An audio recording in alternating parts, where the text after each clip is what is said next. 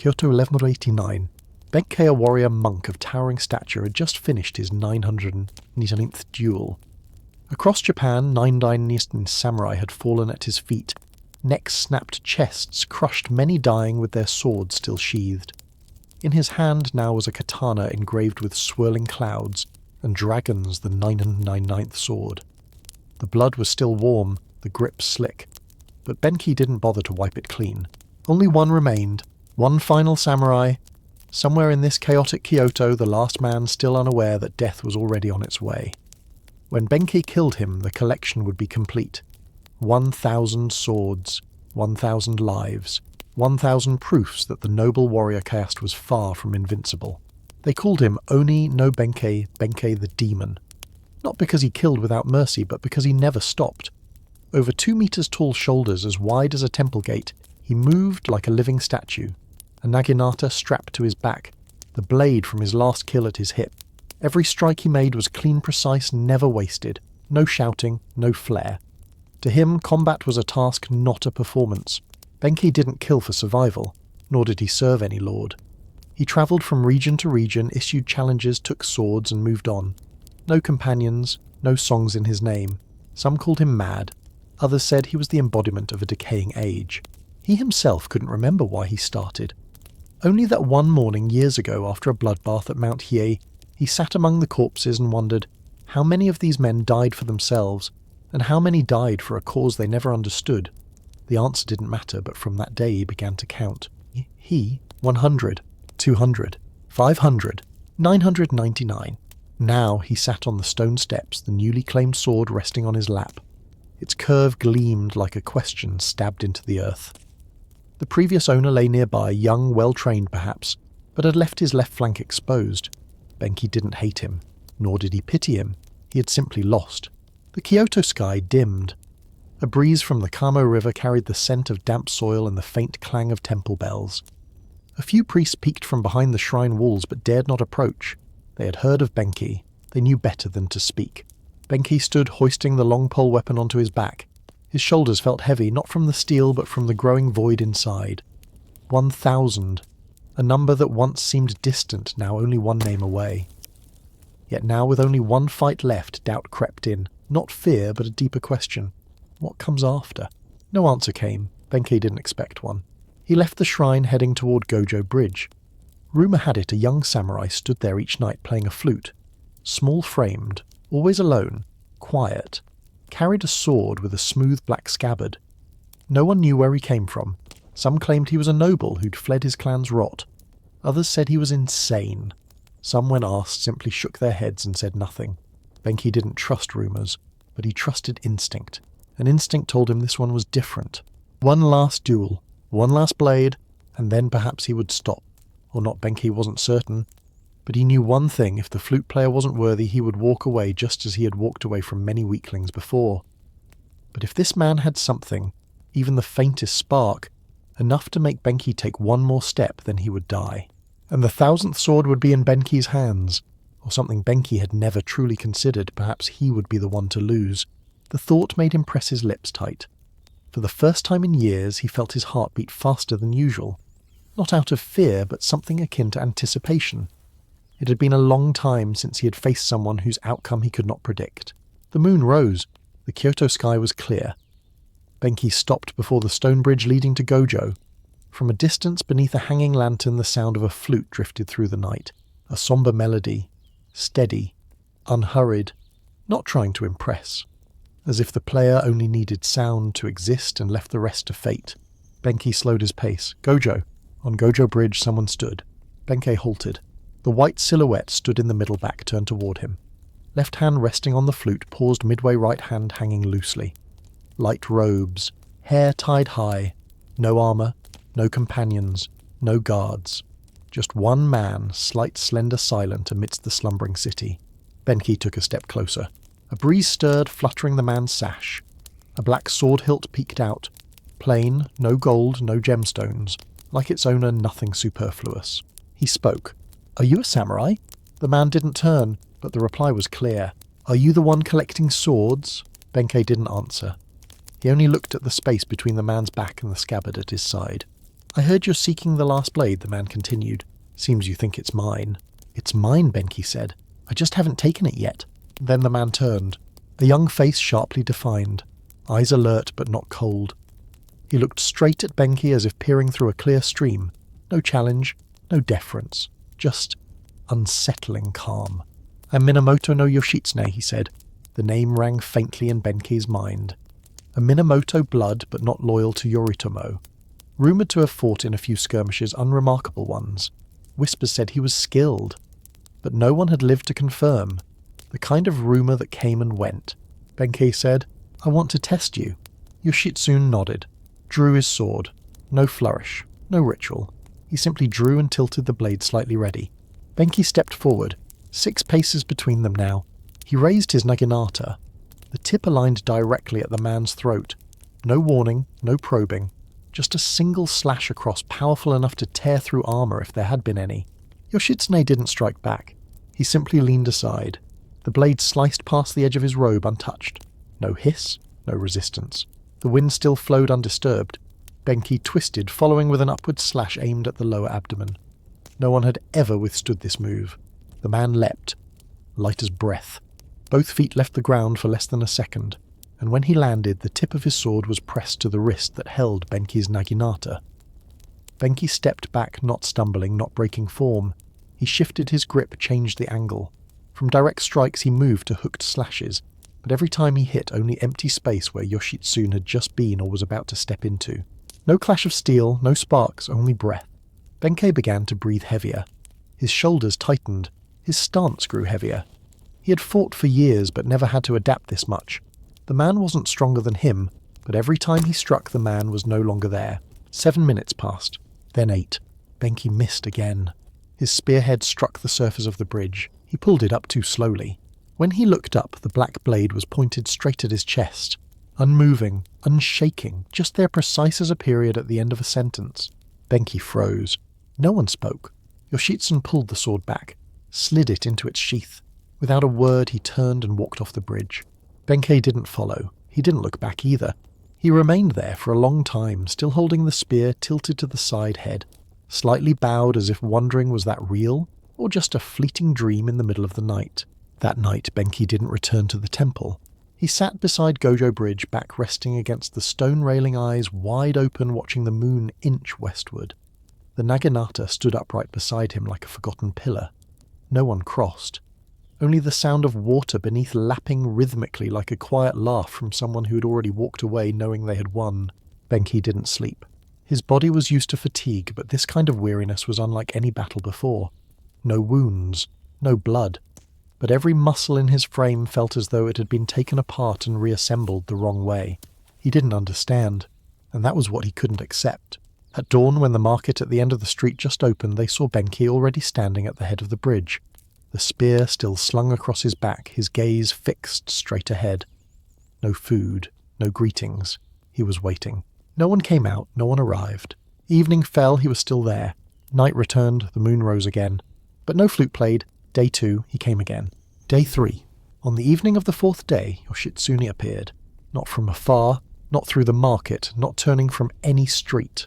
He stepped out from a narrow alley behind the bridge as if the wind had delivered him to that very spot at that very moment. Benkei didn't greet him, he simply stared. This time he said, I won't step back. Yoshitsune nodded. Still didn't draw his sword. His robe was still white, his presence still light. But his eyes were different. No longer serene. Now there was a hint of something else, like curiosity. As if this time he too wanted to know what would change. They both stepped onto the bridge. No words, no sound. Benkei attacked. Faster. Straighter. He didn't circle, didn't probe. His first strike was already a decisive blow thrusting forward, like piercing through wind itself. But Yoshitsune wasn't there. He missed. Didn't stop. Twisted his body, swinging a backward slash. The spearhead sliced through the air, missing by only a finger's width. Yoshitsune still dodged, still didn't strike back. Benkei shifted stance. He flung the spear upward, then used its momentum to leap toward his opponent, his entire body a crashing boulder. But when he landed, Yoshitsune had already stepped back, just far enough for Benkei's toe to graze the space where he had just stood. Benkei turned again, breathing hard, his back drenched in sweat. Yoshitsune still hadn't drawn his sword. Unable to contain himself, Benkei growled, "Why won't you fight?" Yoshitsune said nothing. Only when Benkei finally dropped to one knee, bracing himself with a hand to the ground, did the younger man speak, not loud, not cold. "I don't need to." 3 words. That was all. But it felt as if someone had shoved a stone into Benkei's mouth. He couldn't say another word. Not from exhaustion, but because the fury had surged up to his chest and gotten stuck. He had been wounded, surrounded, betrayed, but never spared. Yoshitsune drew his sword, not to strike, only to salute. A simple gesture, wrist-tilting blade pointing downward, then back into its sheath. He turned and walked away. Benkei remained kneeling, both hands on the ground. He couldn't even exhale. A man like him, twice unleashing his full strength, and unable to lay a scratch on someone who never even fought back. The night wind passed through, slipping into his sleeves. On the bridge there was only one man left, but this time no one dared call him undefeated. Benkei never returned to the Kyoto temple. After his second failure, he walked straight into the mountains. Not a word, not a backward glance.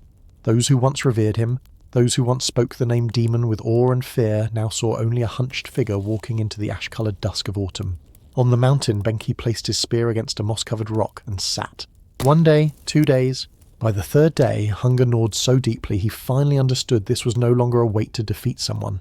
This was waiting for himself to unravel, for the pride he once wore like armour to peel away thread by thread. He remembered Yoshitsune's gaze. No resentment, no pity, not even disdain. Just stillness, but deep. So deep it felt as if every move Yoshitsune made had already been written in a universe Benkei had never touched. That evening, for the first time, Benkei knelt. Not before a man, but before a question.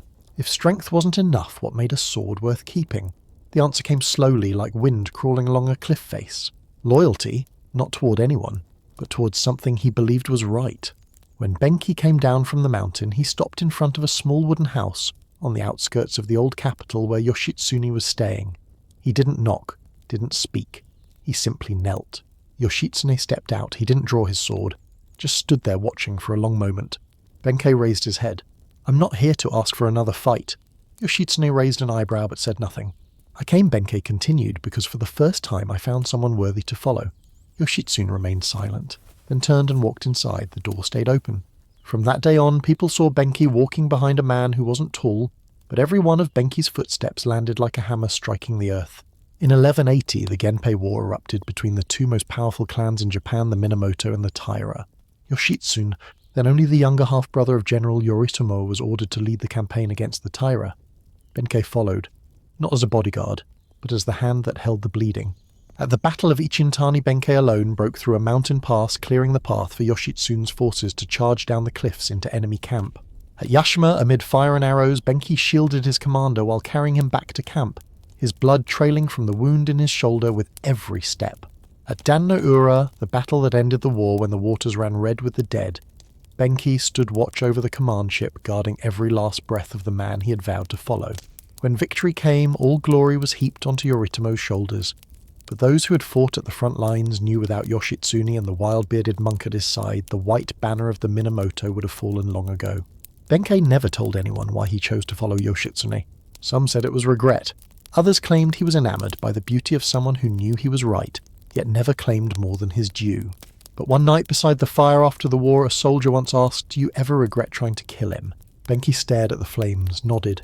"I do," he said, "but if I hadn't, I'd never have known why I should live." While the smoke of Dan no Ura still hung in the air, while the broken ships of the Taira still drifted through the Shimonoseki Strait, the name Yoshitsune was already being sung in the streets as legend. But in Kamakura, the new heart of Japan's power, that same name was becoming a curse. Yoritomo, half-brother to Yoshitsune, and the first shogun of the Kamakura shogunate, sat in a mansion where every curtain listened for rumours. Yoritomo didn't need to shout. News of the victory at Dan no Ura struck Kamakura like waves crashing against stone. Not just victory, glorious victory. Clean, decisive. A naval triumph so resounding, clan leaders throughout the land leaned toward each other and whispered, "The elder brother is a fine leader, but the younger, he's the true genius." Then came a letter from the emperor, not addressed to the shogun but directly to Yoshitsune, praising his merit, granting him seals of honour, commending him before the court. Yoritomo's aide placed the letter on his desk, and whispered softly as though afraid to awaken a thought, "My lord, the glory is slipping into someone else's hands." Yoritomo said nothing. He simply drew a slip of paper and wrote a provisional command. Delay Yoshitsune's return to court. Further investigation needed regarding his ties to former Taira generals. It wasn't an order for execution. It was an order for isolation. Separation. A slow bleed of trust, like tightening a bowstring until it snaps without ever loosing an arrow. But Yoritomo's fear wasn't limited to the court. It flickered in the eyes of women. In Kamakura, the wives of officials began whispering about a young general in crimson armor, about the fire in his eyes beneath the helmet, about the man who knelt before his fallen enemies to beg mercy for the soldiers on the other side. They never said his name, but everyone knew who they meant. Yoshitsune was becoming a symbol, not just a general, but an ideal, a figure of hope, a quiet reverence that even the women of the court began to dream of. And that was unacceptable. Yoritomo understood power does not die by rebellion. It dies when people begin to dream of someone else. And Yoshitsune, though innocent, had become that dream. A beautiful, magnetic, dangerous dream because it no longer belonged to the shogun. Yoshitsune was no fool. He saw the signs when the letters from Kamakura stopped carrying blessings and became mere summons, when the vassals around him began offering cautious advice, when the couriers grew fewer and slower. Benkei, the silent guardian who had followed him from Kyoto to Shikoku and across the final battlefield, no longer wore his armor openly. He walked beside his master, dressed as a monk, fingers resting on the shaft of the naginata hidden in his robes. One day, just after reaching Kyoto, they received a secret letter from Kamakura, an arrest order for Yoshitsune accused of forming a private faction and plotting treason against the shogun. Benkei read the letter in silence, folded it with care, then without a word removed the prayer beads from his neck, placed them in a pouch and strapped on his light armor. "We move," he said. Yoshitsune nodded. The flight began. From Kyoto they made their way north toward the land of Mutsu, where Fujiwara no Hidehira, a regional lord once indebted to the Minamoto, might offer sanctuary. They passed through dense forests, through nameless villages where peasants bowed low and silently tossed rice balls to them in the night. Benkei cleared the path with cold precision, a shadow leaving no trace. He intercepted scouts, burned watchposts, and tricked Kamakura patrols with forged documents. But he knew time was only a way to delay an end that had been written the moment Yoshitsune left Danuura carrying a light too bright for any shogun to share. In the autumn of 1187 they reached Koromagawa Castle. Hidehira, the elder of Mutsu, opened his gates without hesitation. But he knew that loyalty would be a costly gift for his son. He died not long after, and his successor Fujiwara no Yasuhira began listening to the voice of the shogun. Snow began to fall at the end of December. Afternoon hail left dark stains on wet stone melting into warm puddles, familiar signs of Mutsu's brutal winter. In the valley the howls of wolves echoed closer. Nights at Koromagawa grew thick, unnaturally still, as if even the southern winds held their breath awaiting something inevitable. Yoshitsune still rose early each day, though there were no more soldiers to train, no battle lines to draw, no word from the outside. He walked the courtyard with hands clasped behind his back, head slightly bowed as if listening to something. Beneath the ground, a dried-up underground current or a call from a father long dead. Benkei was different. He did not meditate. He spent his days sharpening his weapon. Every evening he inspected the wooden bridge, the final barrier between the castle and the outside world. Once he stood there until midnight unmoving. A guard thought he had fallen asleep and approached to check, only to find his eyes still open, hands still resting on the shaft of the naginata. But even Benkei did not know a deal had already been struck in the capital. In the inner quarters, Yoritomo consulted Hojo Masako, his wife-daughter, of a powerful clan from Izu. She had little fondness for Yoshitsune, the man whispered about more admiringly than even the shogun himself. The land needs but one light, Masako said. When there are two shining, the people no longer know to whom they should bow. That one sentence struck the heart of the matter. Yoritomo began to move not with a sword but with people. He summoned Fujiwara no Yasuhira, son of Hidehira, the man who was sheltering Yoshitsune in the northern lands. "Yasuhira, you owe me," the shogun said. "Your father was safe only because Kamakura chose to look the other way. Now I must open my eyes." Yasuhira froze. To betray the man his father had treated like a son was to betray his own bloodline. But his heart was weaker than the hand that gripped his pen. Then came the promise, "Kill my brother and I will grant you the entire northeastern lands, Sendai and beyond. No one will ever challenge your authority again. One life in exchange for a kingdom." Yasuhira wavered. At that moment Yoshitsune remained in Koromagawa, a small mountain fortress in Mutsu, with Benkei and a few loyal retainers left by his side. They didn't know that the Kamakura government didn't need a reason to kill. They only needed no one to ask why. When winter deepened, Yasuhira gave the order. He sent word to Yoshitsune Kamakura commands that you perform seppuku. Refuse and the army will come. The man who carried that message has no name in history, perhaps out of fear, perhaps because he knew if he lived he would carry that guilt forever. But when he reached the fortress gates, Benkei was already there like a statue carved from storm and stone. And from this moment the tale stepped beyond history and into legend. The emissary rode up to the gate bearing the seal of Shogun Yoritomo. He was young, cheeks flushed from the cold, but his eyes gleamed with the arrogance of someone who believed power was on his side. Benkei stepped forward. Barehanded, standing in the snow-laden courtyard, his black robes soaked with wind and frost, his forearms glistening with ice. "I bring a decree from the shogun," the emissary said. Benkei did not ask. The man pulled a scroll from his sleeve, holding it high. "Order for the arrest of the traitor Yoshitsune. Surrender him to the authorities or he must end his life himself." Surrender, Benkei echoed. The emissary nodded. Benkei glanced down at the scroll for a moment, then stepped forward. His right hand rested lightly on the hilt of the naginata propped beside the gate post.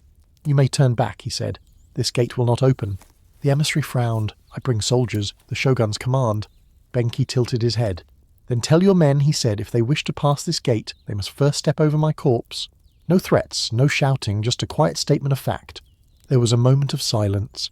Then the emissary lowered the scroll, turned his horse in anger, and rode away. That night the lamps in the fortress stayed lit. Benkei stood his post through the third and fourth watch.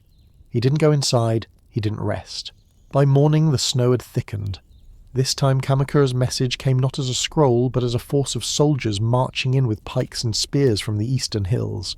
Yasuhira, son of Hidehira, offered no resistance. He simply retreated into his home and bolted the door. He had chosen his side. Yoshitsune understood. He changed his robes, folded the white cloth, carefully adjusted the sash around his waist, tied his hair into place. No one helped. No one entered. Only one man stood at the door, guarding it like the final fortress of a dying age. Benkei did not turn. He heard Yoshitsune's soft footsteps behind him, then the quiet shutting of the inner chamber door. Still he stood straight, hand on his spear's hilt eyes, fixed on the soldiers flitting behind snow-covered trees. Yoshitsune knew time had run out. The report came Kamakura's forces had crossed the pass. Yasuhira, the betrayer, had opened the southern gate, allowing the shogun's troops to pour in. Benkei waited for no command. He put on his shoes, buckled his armor, tied the cords around his sleeves. Each motion was deliberate, steady, like a man preparing not for battle but for a sacred rite. The naginata, his long war spear, was sharpened one last time. On its steel edge, firelight flickered from a trembling oil lamp. Yoshitsune did not stop him. "You deserve an honourable death," Benkei said, his eyes turned toward the wooden bridge before the fortress. "And you?" Yoshitsune asked. Benkei said nothing. He stepped outside, onto the bridge. When the Kamakura soldiers arrived, they didn't find an army. There were no barricades, no archers, no walls. Only one man, a monk in armour, standing alone at the centre of the bridge like a bronze statue abandoned by time. Cold wind tore at his robes. His hair flew wild like scorched grass. But his feet were planted on the wooden boards, unmoving as stone. "Step aside," the commander shouted. Benkei didn't flinch.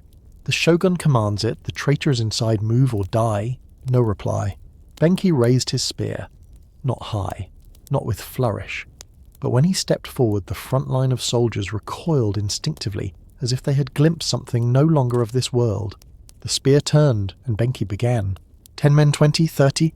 Every man who approached fell. He did not retreat, did not dodge. He simply advanced each step, cutting down another lifeblood arcing across the snow-stained bridge. They say in the end the soldiers dared not come close. They stood at a distance and fired arrows wave after wave. But the lone warrior did not fall. He stood unmoved by pain. An arrow pierced his shoulder, another struck his belly. Still Benkei did not fall. When at last they found the courage to approach, the first man raised his sword and saw no reaction. Benkei stood still. His hand still gripped the spear. His eyes were still open. They came closer, disbelieving. They touched him. And then he collapsed, dead standing on the bridge. A death without falling. A death frozen in the posture of defiance. A death that silenced an entire army. Inside the fortress, Yoshitsune had already opened his belly. He chose to die as a samurai so his body would not be desecrated. The door had closed. Blood flowed down the stone steps, but his gaze, according to those who would later speak of it, remained fixed on the bridge where Benkei had fallen, without ever bowing his head. That day no one sang a victory song. The Kamakura soldiers did not cheer, because in the snow of Koromagawa they had witnessed something that would echo through all samurai ages to come the most loyal guardian in the history of Japan. Benkei, who lived by strength, died by honor, but became immortal through loyalty. The legend ended in silence, but from that day on the name Benkei no longer belonged to a man. It belonged to a stance taken in the heart of blizzard, betrayal and death to defend honor, keep a vow, and protect the one he had once been sent to kill.